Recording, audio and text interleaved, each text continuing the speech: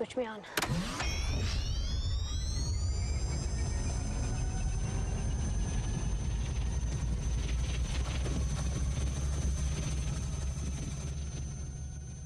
Hey everybody, welcome back to The Proton Pack Is Not a Toy. My name is Matt.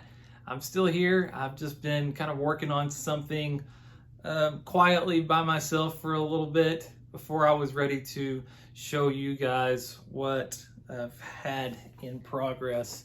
If you've been following along on Instagram, you've seen a few previews, but this is my slime blower cannon is the term I prefer rather than gun. I don't have the full pack for the slime blower yet, maybe down the line, but I really wanted to tackle this first to see if that could be the gateway to a full-sized slime blower with the pack. But this is mostly 3D printed. The whole middle section here is all 3D printed in sections and just fit together with some tape right now. So this is just kind of a test fitting that I have here. There are a couple of parts I have on the table there. So it does have the handle to activate the slime that would go over here. But I'll get to that. So my intention is to do a series of build videos as I take this from being test fitted together to a completed prop.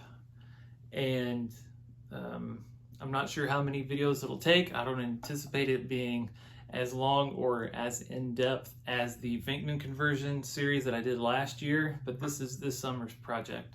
First, I just wanted to talk about why doing a slime blower, why now? And it's one of those things that I've always wanted to do. I always thought it was a really cool prop, and anytime I attempted or thought about attempting to build one, I always felt the roadblock in my own ability, whether I'd be able to do it or not, until I got my 3D printer. And once I got the files that I bought on Etsy, which I'll link in the description, if you are so inclined, you can order those as well. They were like 30 bucks, but well worth it. And once I kind of got the hang of using my 3D printer, I really felt that now's the time that I could use those files and really just start putting at least this part of it together. And as I was going through it and doing, the reference research and talking to people online, it really reminds me of proton pack building from 10 or 15 years ago. Back when there were no proton packs that you could buy off a shelf at a store or order one, you pretty much had to source out the parts and build it yourself within the fan community. And that's kind of what this feels like to me. And the reference material is not out there everywhere. It's kind of hard to find. There are some good shots from last year's Ectofest with the slime blower on display at on the Ghostbusters reference library. You can see some of those pictures, and then also the screen grabs from Ghostbusters 2, but there's not a whole lot. And even on the Slime Blower Builders Facebook page, there's not a whole lot of conversation that goes on there. And I haven't really been able to find either there or GV Fans just a comprehensive list of here's the things you need, here's all the measurements. There are a few files and blueprints out there that you can check out, but I don't know that anything is definite. So that's what, again, kind of reminds me of back in the day with the proton pack stuff, where we're kind of figuring it out as we go.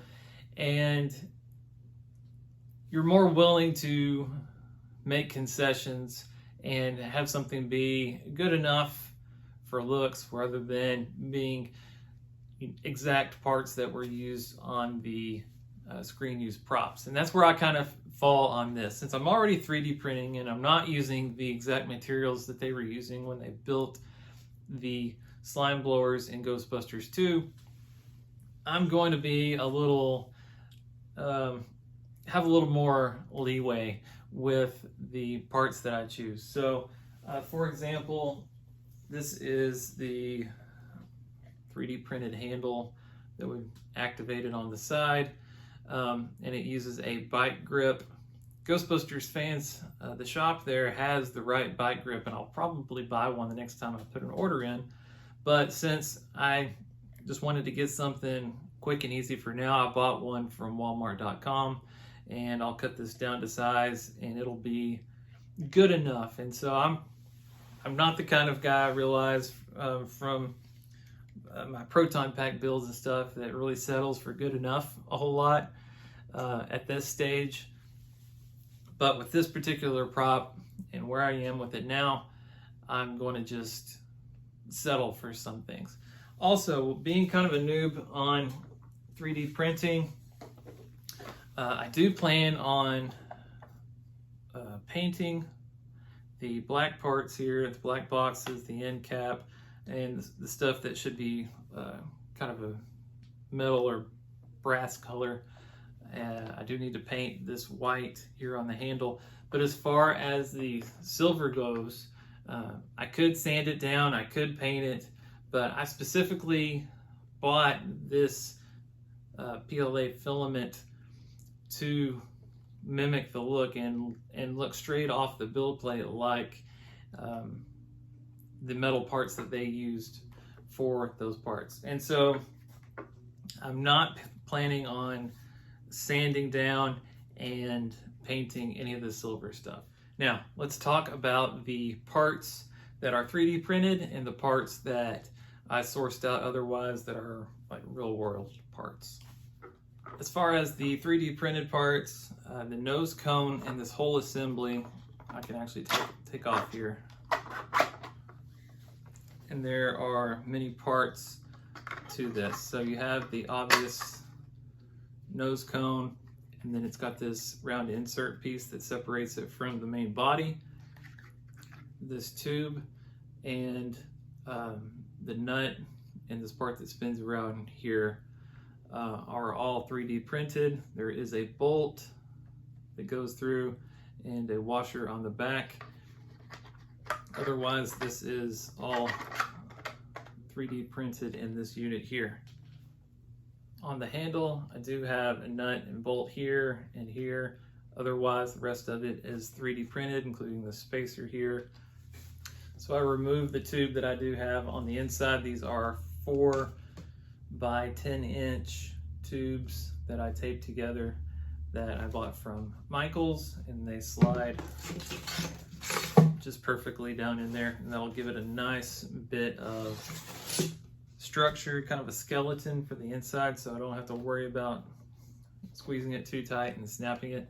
But aside from these lenses here and these clamps, everything now that you see aside from the tape as well is 3D printed. So very much mostly 3D printed. I also bought a couple of these green lenses that one goes on the side and then one goes on the actual slime blower body on the pack. And then I've got the rings with the P-clamps, 2 of each, that connect the strap to the slime blower cannon. So again, this is not an accurate piece, but it's going to be one of those close enough ones. It's got the snap hooks, and I can adjust it about to the size I need it to be for a good shoulder strap for this prop. I'll show you the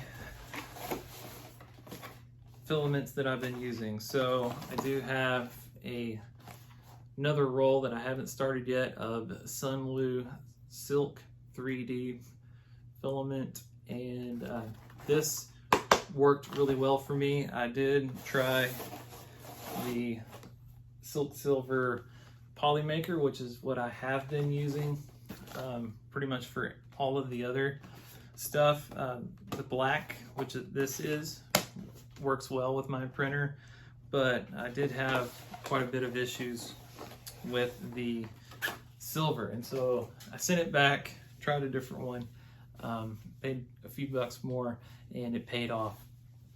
And I was really happy with the way it printed on my 3D printer. And again, I have an Ender 3 V2.